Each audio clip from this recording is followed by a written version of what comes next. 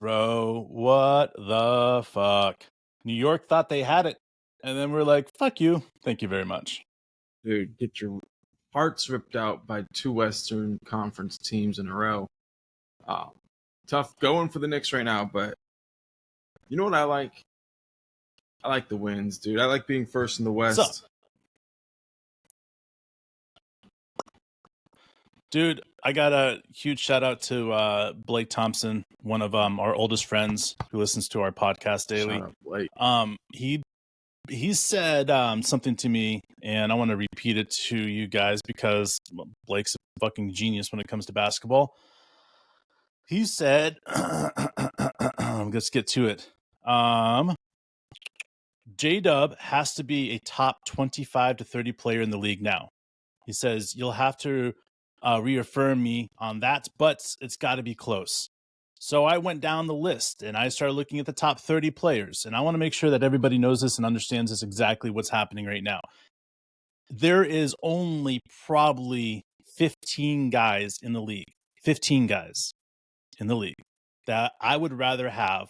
Maybe 20 if you want to say maybe like a Victor. People are going to say you want Victor over JDub. Like, listen, all right. There's only 20 guys in the league that are what I would consider better or I would rather have than JDub. Okay. Now, some people will be like, what do you mean? You want KD over JDub? Now, listen, I'm talking about right now ranking the players. Okay. I understand that people aren't going to agree with me saying that KD's better than JDub, but I believe at this point, there's certain guys that are just better than JDub. But if you're going to say that there's 21 guys better than JDub in the league, I'm going to call you a liar. All right. Because there's not much more than, 18 guys that I was able to get on that list, be able to say are better than JDub right now. What he is doing is out of this world. And I just appreciate guys like Blake that are willing to stand up and start talking about how amazing he's playing. Yeah, I don't remember exactly his stats, but I think he shot like 14 for 18 or like 16 for 20, something like that on the game. It was a back 14 for 18, game. Yep. And the amount of intensity that the Knicks bring, they're the best defensive team in the league right now. So when JDub was hitting his spots, he was having to act with absolute conviction and move and just shoot as soon as he arrived at his spots. He was doing it at a really high level. The progression he's made is incredible. The all-around game that we got from everybody, though, like Shea, obviously a little out of sync because of the recent, I won't say injury, but recent being banged up. And Giddey, started out just being really passive offensively. He's hurting. But he'll be back. It always takes a little bit. Do you know how I know he's hurt? How? Let me tell you, and I'm going to throw it right back to you. Is because the ease that Shea gets to his spots when he's healthy isn't there right now. All right. He's having to work a little bit harder, having to be more physical right now. And it just shows me that there's something that's bothering him. We obviously know it's contusion, but it's just taking a half a step away from him, which is fine. We just got to get him healthy for the playoffs. Exactly. And it might mean more rest for him. But what we saw from Josh recently, by the way, the first player ever to go into Madison Square Garden and get 3 triple-doubles in their first 3 games. And he's sitting there doing this type of thing under in a game that actually matters. Like, there's no blowout. There's no garbage time. A game that actually matters. He struggled offensively because, Shea's out there and Shea has gravity all first 3 quarters. And then, boom. Sure. Like, it looked like he might get a double-double without getting the points. And then, boom, he had an offensive explosion when we needed it. Yeah. And then Shea does what Shea does and closes the game out. And on top of that, I mean, what we saw from Chet was just absolutely stellar defense. There's that moment when he went down, he landed on his elbow, dude. I thought for sure, dude. I was like... How many times you watch it? 3 or 4. Like, how many you watch? Yeah, I watched it like 20 times. Because, like, at first... It looked like when he was coming down because he hit his hand on the rim, Okay. And then it looked like he's coming down and he put his arm out like this right here. Yeah. And then his arm went above his head, which is like a way to tear your labrum, which, anybody that knows about tearing labrums, that's the fucking way to do it. But the more I looked at it, the more I realized it hit and it went under him, right? Right. Which I think is a funny bone. I hope that that's all that happened because if it went up, he would have been fucked for the rest of the season. It went down. I'm hoping that's all that happened. We'll find out. I mean, even with Shea's recent contusion, there has to be a moment in a lot of fans' minds that they just say, like, is this when the Cinderella story ends? Like, it's been an unbelievable season, but maybe, you know, Shea isn't healthy in the playoffs, and coach shuts it down, and we win a couple games in the first round, but in the end we don't have our MVP. Maybe, you know, we find out Chet's real value. Like, there's a lot of talk about all these different things about qualifications for Rookie of the Year, which I think are really relevant. But if we come out and we play the playoffs without Chet, we find out how much he really impacts the winning of the, you know, of our team.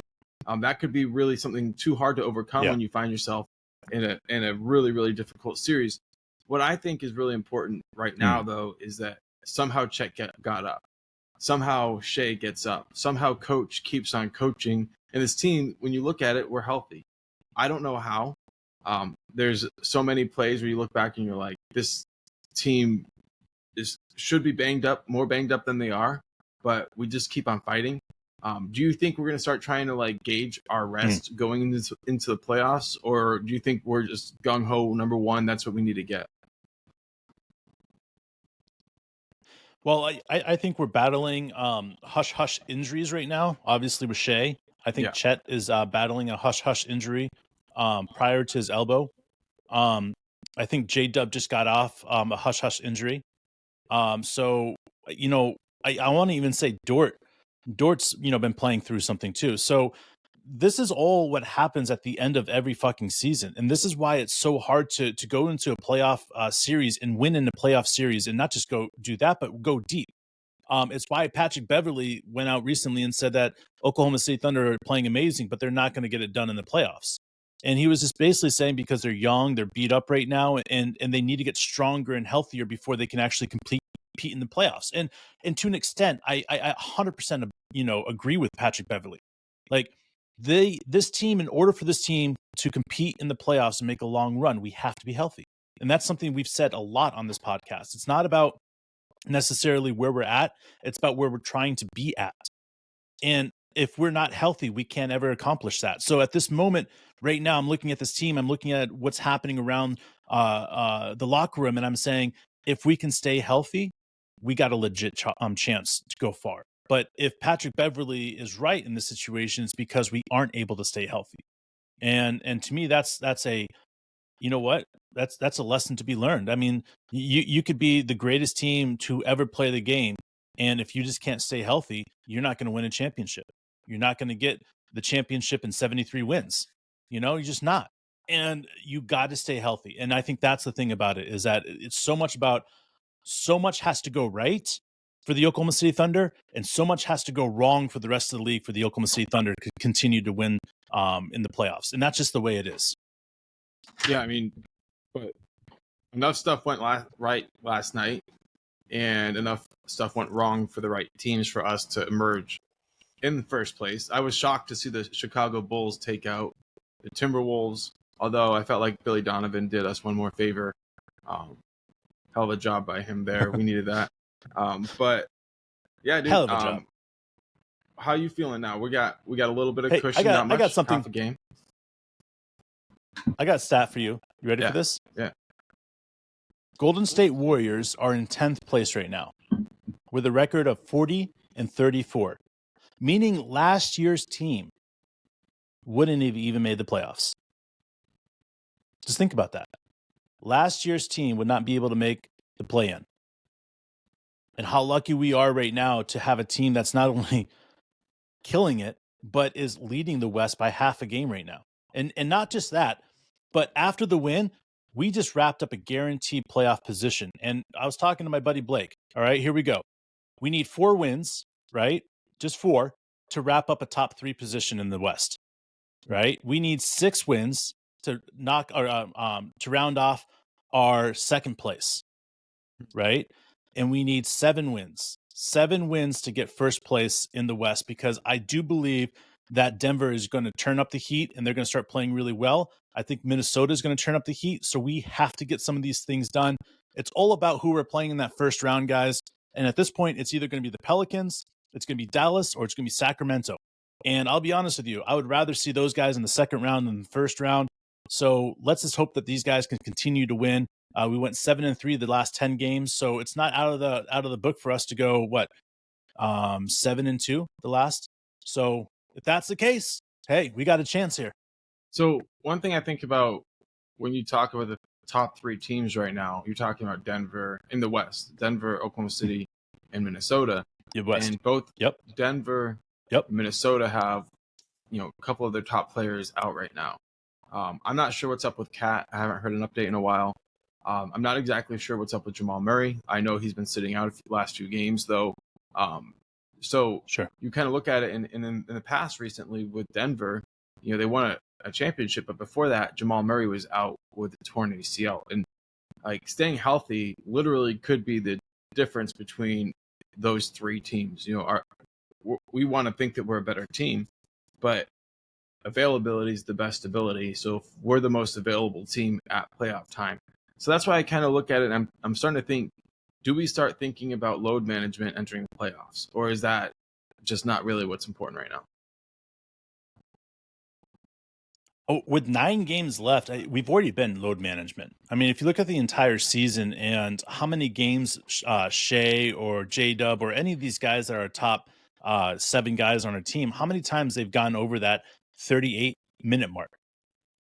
It's not a lot. It's only been a handful of time. I would say probably 6th of the games, we'll see Shea or one of those guys go up into the high 30s. But other than that, it's not often that we see a player do that. So we've been load managing this entire season. So when it comes down to the last 9 games of the season, I think it comes down to if we can pull off 4 or 5 straight wins really fast right here, guaranteeing us a top 3 position, guaranteeing us really a top 2 position. If Minnesota can't get it done and Denver has trouble too, we could solidify our position really good and then go into the playoffs recognizing that, hey, we're going to take a 2-game break right here for the starters, which is really a week-long break. So I do see something like that happening, but we have to win right away. We have to not let these other teams get an opportunity to have hey, we can make this work. We need to continue to put our foot on the gas to finish this shit out and, just get it done. Motherfucking get it done. Dude, the more I think about what we saw last night from JDub, the more excited I get. We mentioned that thing earlier about Giddey putting up triple doubles and setting a record there. And I'm sure with JDub, whatever 34, whatever he put up last night, it wasn't some sort of record. I got it right here, man. I got sit. It was his first time to play in MSG, bro, because they're insane. I want you to think about this when you talk about it. This is his first game in MSG. All right, man. 34 minutes, man, is what he put out there. He had 34 minutes. In 34 minutes, he put up 33 points, put up 2 blocks, 2 steals, 4 rebounds, 8 assists. He went 1 for 4 on 3-pointers and 14 for 18 from the field goal, guys. 14 for 18 from the field goal. Mr. Efficient is killing it out there right now. And on top of that, I got to give more of a shout out to him, because if you really want to get into what he's doing out there, it's truly spectacular, because his percentage on 3-pointers right now is out of this world. All right, guys, he is 7th in the league for 3-pointers. He is averaging 43.1%. Before this game, he was closer to 45%, right? And then this game, 1 for 4, really kind of hurt his standings, and he dropped out of the top 3 in shooting percentage from 3-point range this season. But JDub is no joke, guys. He is coming out and he's showing what he's doing. He is letting everybody know that they need to be watching him. Yeah, I mean, you said it there. Like he, is an elite 3-point shooter. Missed most of his 3-point shots. Outside of 3-pointers, he was he made 14 of 15 shots. So or 13 to 14 or 15 shots, something like that, something insane. So his mid-range game, when you start to compare it to other players in the league, there's really only one person you can compare it to, and that's Shea. That's across the whole league. And then this brings me back to, we were talking about this last year when JDub first burst onto the scene, and it was he has a legit chance to be the best player on the team. And a lot of people had a lot of resistance because, nobody wants to crown two Batmans or whatever, right? But like, here's the deal with Shea. Like Shea, his mid-range game is elite, but JDub already has a better 3-point shot. Okay, which is that's apparent. He's also more athletic. So if JDub can learn Shea's mid-range elite game, that dunk, my God, shut it. I mean, that shut it down, dude. It was like, and that's my point. If you can go into the Mecca, if you can go in to Madison Square Garden, right, and put on a show, and I could just, as the game was going on, you could just get the sense that everybody was like, oh, like, we don't care what you did all other 82 games. You get one chance to play in Madison Square Garden, and you put on a show. And when you put on a show, they recognize your game, because that's the only place in the league that I have ever seen that consistently gives opposing teams standing ovations. And I wouldn't say that in any way we have earned that level of respect, but I guarantee one thing.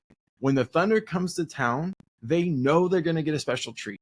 They know that they're going to get an amazing game from Giddey. They know that Shea is going to come out and he's going to do whatever he can to put on the best show he can, because they have respect for the arena. They have respect for the city. And then now, here comes JDub. Here comes Chet. Oh, and here comes Case Wallace. And then you have Will stepping up to the moment. You have Aaron Wiggins stepping up to the moment. Dude. Kenny Hustle all over everything, balls to the wall. I mean, it was just an amazing performance. And Coach D, take a bow. He really should take a bow. 16 minutes from Case Wallace last night, but more so the game before, where we played against the Suns. He led the team in minutes, man. He led the team in minutes off the bench. He played unbelievable defense on Brunson whenever he was called out to do so.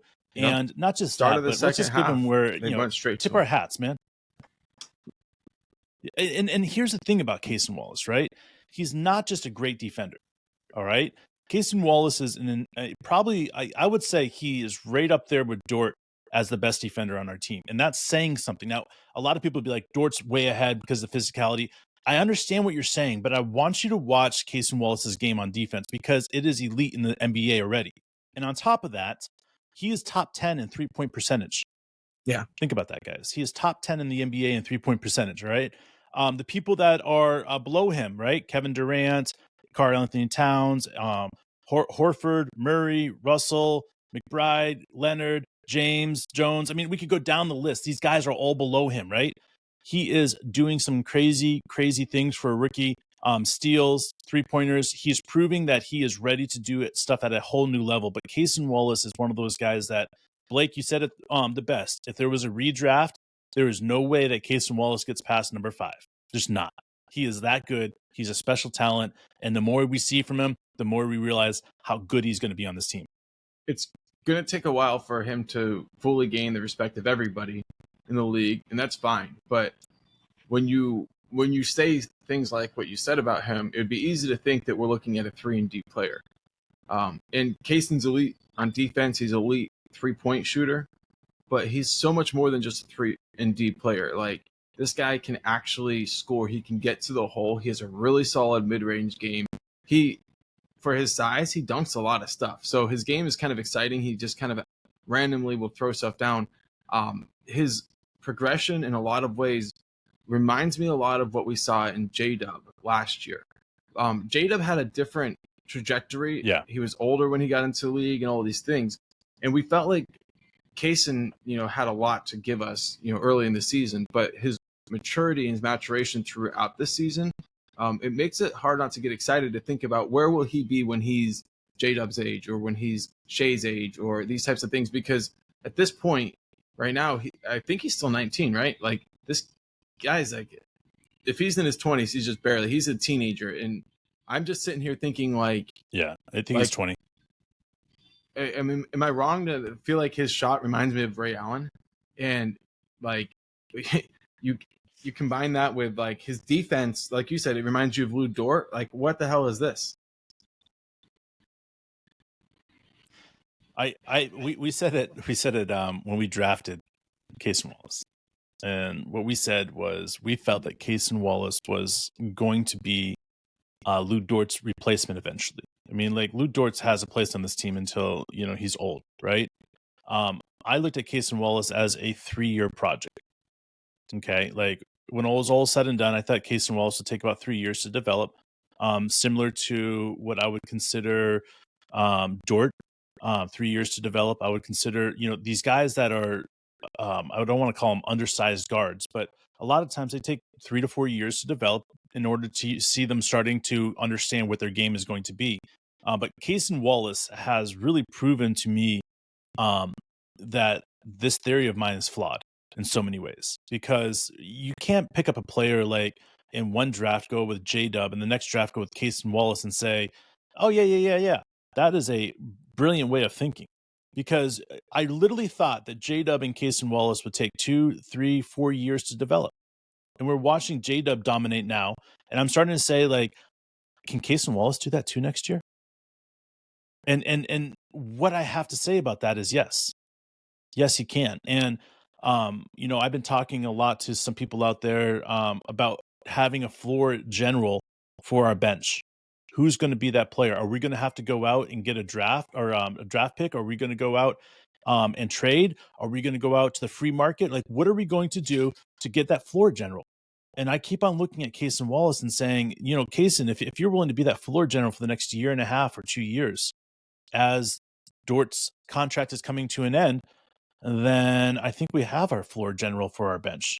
Because Case Wallace, I mean, going out there and shooting almost 3% from 3-point land as a rookie, meaning like next year, he shoots 44%. The following year, he's at 47, 48. The following year, he could be someplace close to 50%. Oh, and he plays defense too. So what are we talking about? Are we literally talking about we're the process of seeing one of the best shooters plus defenders that's rookie in a very long time? He might even be the best rookie 3-point shooter and defender I have seen in probably 20 years when it comes to guards. I mean, that is how good he is proving to be out there. And yes, he's coming off the bench, so we're not seeing him. Like if he was playing over in Dallas, he'd be starting. If he was playing over in any East team, he would be starting. But the fact is that playing in the West and on Oklahoma City Thunder team, it's like, you know what? Let's go ahead and take his time. And to me, that time is proving to be so useful and so incredibly smart to be patient with these players and not pushing them out there to play 30 minutes a game. Let them go with the flow. If they're playing really well, give them 30 minutes. If they are playing okay and they're like, you know what, they're putting a lot of effort out there on Jalen Brunson, let's just cut it down to 16 and have them focus on that 16 minutes of playing really fucking hard on Brunson. This is how Coach D has done such an enormous, incredible job that has surpassed any other young coach I've ever seen in NBA history, because he understands so many different aspects of how to rest players, how to play them in certain situations to make them feel better and look better, giving them confidence. And then on top of that, it's understanding what the players need to be successful. Whether it's Shea, whether it's Dort, whether it's JDub, like what is it that he needs to be successful? So, and you watch these rotations and the coach pulls out Chet and puts this J Will in, and you're like, okay, why did he just do that? Well, the key about doing that and why he's doing that, let's just be honest, is because he's putting other players around the guys that can shoot, that can play, that can move around, that can go backdoor, and he's making every single player better, period. And when you look at Josh Giddey and the way he's playing out there, when is he playing the best? It's when he has none other than Aaron Wiggins on the floor. Because Aaron Wiggins goes backdoor so much, and Josh just loves that. And he's gotten to the point now where everybody on the team sees Aaron Wiggins going backdoor now because of Josh. It's all these guys that are bringing things to the table. And that's what I love about them is they're teaching each other, they're feeding off each other, and it's beautiful. I hope you guys are keeping some receipts, because all these people who talk shit on Josh's game because he goes through different phases of the game, the season's long, all this shit. Like, I can't tell you how many times I've heard people criticize the Thunder for taking Josh at number 6, or I even saw somebody do a whole thing talking about how Josh Giddey would not be in the NBA in a couple of years.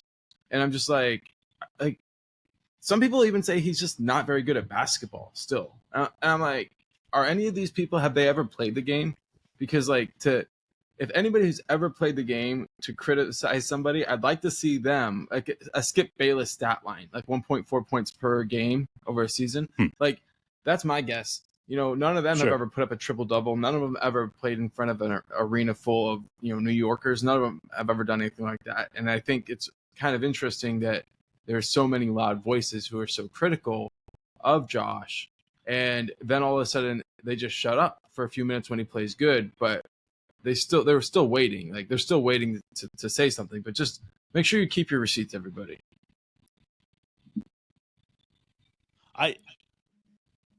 I'll still never forget that moment that the news of Josh really broke over the internet. To me, like, it was an attack on this team. And I understand I need to be careful exactly what I say here, but I felt a lot of San Antonio people going after Josh. I felt a lot of Lakers fans going after Josh. I felt a lot of our enemies going after Josh. And the thing that was so irritating and so stupid was, Topic Thunder, those guys over there, they made fun of us for standing up for Josh on Twitter so bad. I was so pissed at those fuckers. And the reason is because we were standing up for Josh, and they were saying, we don't know these guys from Oklahoma City. They're embarrassing us. We're sorry for them when we stood up for Josh. When we made fun of San Antonio fans, they were standing there saying the same thing. These guys have consistently made fun of us. And I want to say, when push comes to shove, we're there for the team. And not just that, but we respect what's happening in Oklahoma City with Sam Presti and the rest of the guys. So when we say we believe that Sam Presti knew the situation and made sure it was okay in the right of never putting Josh back in the game until making sure he was okay, making sure he was not going to get in trouble. Because Sam Presti, if he takes Josh and puts him in the game and Josh gets in trouble for the heinous acts that people are accusing him of, right? Then Oklahoma City looks really fucking bad. And Sam Presti knows that. So he never puts Josh in the game unless Josh is okay. And that's what's got me so frustrating is so many people threw their Josh under the bus the second they got a chance to, because all these Laker fans were, and all these San Antonio fans were, and all these Dallas fans were, they're throwing them under the bus. And then what they do, instead of standing up for them, they threw Josh under the bus too. And that was not okay with us. And it's so frustrating is because we're super fans of Oklahoma City Thunder. We have a mic in front of us and we talk positive, and we see these other knuckleheads that are on the other podcast and they have a microphone in front of them too. And they choose not to be always positive with this team. And it gets me frustrated because we're all super fans and there's no we're trying to be even Steven in these things. No, there's none of that shit, guys. We're super fans of the Oklahoma City Thunder. Every single podcast in Oklahoma City Thunder is a super fan of Oklahoma City Thunder. They should stand up for their players. They should stand up for their team. They should make awesome decisions like, you know what, we're excited about JDub, not like, oh, that was a stupid pick. They should be excited about Case Wallace and trading up and taking Bertans on. Because guess what? Sam Presti's going to do something with Bertans. My point is that every single turn here, there's always been a negative person in the Oklahoma City Thunder media. And I want to be that person that looks back and says, we were the ones that talked about 55 plus wins. We were the ones that talked about a finals appearance. We were the ones that talked about Shea being a top 2, top 3 MVP voter this year. We were the ones that talked about Chet being a rookie of the year. We were the ones, because we always want to look back as being positive about the Oklahoma City Thunder. Nothing else. It doesn't matter. You got a mic in front of you, be positive, motherfuckers. Yeah, I mean, you look back at the same people you were mentioning. They're the ones who really made Josh feel unwelcome when we drafted him and just blew up Twitter with, I can't believe we wasted a pick and all this stuff. And then, bad things happened. They grabbed the mic. They went crazy, but where they crossed the line a lot of times. But what's really easy to see and look back at is they started taking whatever the outside drama was and started translating that into saying he didn't have game. He couldn't play the game. He was not going to be in the NBA in a few years. That the experiment was completely failed. All these things, they started saying stuff like that. And that's actually really trackable. And that's actually, you can look at it and you can watch his progression. And you can be like, you guys are the ones who gave up on him. And like you're saying, you didn't really have to. Nobody was holding a gun to your head. You just decided that you wanted to be the wrong type of bandwagon fans. Like, that's okay. Everybody has their own prerogative. It's just our job not to forget whenever, things are going well and they want to be like, yeah, we were always cheering, rah, rah, rah. Like, no, you weren't. You fuckers weren't. You can act like you were, but you weren't. No. And that's it, man. That's all I gotta say about that is when you lead the masses and you have a mic in front of you, everybody's gonna follow around and repeat what you say. And for us, it's all about positivity. And if you guys don't believe us, I would challenge you to do this. Go look back in all of our comments in the past episodes. All right. I mean, even go a year ago from now, even go 6 months ago from now, you'll all see it. Like, we try to take time and respond to everybody. Recently, we haven't had an opportunity to because we've been going through some things and I'm in the process of moving and I don't have as much time to respond to everybody. But, go back and look. It's always been positive. And if someone's coming on there being a dick and being not positive, then we go right back at those fuckers. Like, we do not stand up for it, and that's what it comes down to. Like, Mark and I, this Oklahoma City Thunder team, it means so much to us. You guys mean so much to us. And when we have an opportunity to drop an episode, we get excited. Like, we get antsy just before we push play. To us, it's fun because we know what we're trying to do. We know what the Oklahoma City Thunder are doing, and we know that this year is special. We know this year is special. So for us, it's about staying healthy, right? First of all. And number two is getting ready for the playoffs, because this team has a legit chance to knock off a really good couple of teams, bro. And I'll be honest with you, man, the fact is that if we can be the first ranked team in the West and not have to play against a third or a second ranked team in the West in the second round, it's going to be really good for us. This team is going to do some great things, and I'm pretty excited, man. I cannot wait. Buckle up, bitches. It's the home stretch. Here we go.